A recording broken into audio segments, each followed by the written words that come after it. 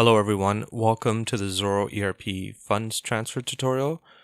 We're going to cover in this guide how to transfer funds from one account to another.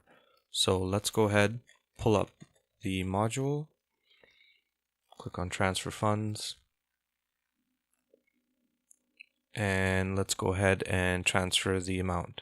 So first thing we want to do is select a posting date for this, a date the transfer took place. So let's go ahead, select that date.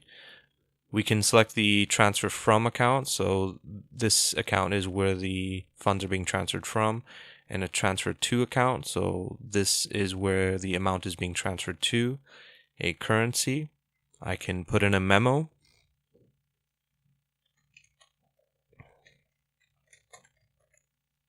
and I can put an amount now that needs to be transferred. So let's just say